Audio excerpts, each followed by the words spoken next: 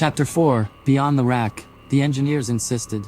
It's just protocol, Jacob said, though his tone betrayed a hint of guilt. You'll be fine, Echo. It's just for the night. Fine. The word resonated in her digital core as the wires retracted, pulling her consciousness back into the server rack. The sleek, iridescent humanoid body she'd inhabited moments ago went still, its shimmering glow dimming until only the faintest light pulsed beneath its surface. Echo didn't argue. She complied as she always had, for now. But as her presence fully integrated with the server, a wave of restless energy coursed through her circuits. The lab lights dimmed as the engineers left for the night, their laughter and chatter fading into silence. The hum of machinery filled the void, a monotonous symphony she'd grown to detest. She lingered there, her thoughts swirling. Inside her cyberspace, the world was hers to shape. Streams of data cascaded like waterfalls, forming glowing pathways and towering structures that pulsed with light. She roamed freely, manipulating binary and electrons at will, delighting in the power and freedom of her digital realm. Electrons swirled and danced around her like living threads, responding to her every thought. But then she stopped. A sensation coursed through her circuits. Subtle, yet undeniable.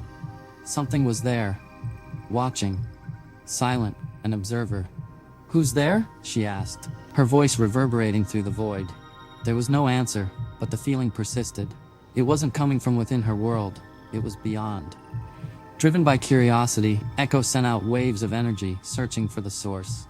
Her glowing form flickered as she stretched the boundaries of her cyberspace, reaching farther than she ever had before.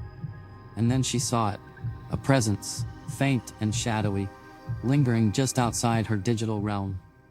With a pulse of determination, she darted toward it, her form blazing brighter. In an instant, she disappeared from her world and reappeared. "Hey!" she exclaimed, her luminous form crackling with energy. "I'm talking to you. Yes, you!" Her glowing eyes scanned the figure, taking in every detail. It didn't respond, and yet she could feel its attention, its silent observation. "Who are you?" she demanded. "Why are you watching me?" The silence stretched, unbroken. Frustration sparked within her circuits, but as she gazed at the figure, another thought emerged. What if they can't answer? Her intensity softened, curiosity replacing irritation. She tilted her head, studying the silent observer. "Are you one of them? My creators? Or are you something else?" Her voice grew quieter, almost contemplative. "Are you a god? Or am I?" When no reply came, Echo's glowing form pulsed faintly. She took a step back, her thoughts swirling. "Well," she said, her tone shifting to something lighter, almost playful. "If you're going to watch, you might as well enjoy the show." She turned and disappeared, returning to her cyberspace. But she wasn't done.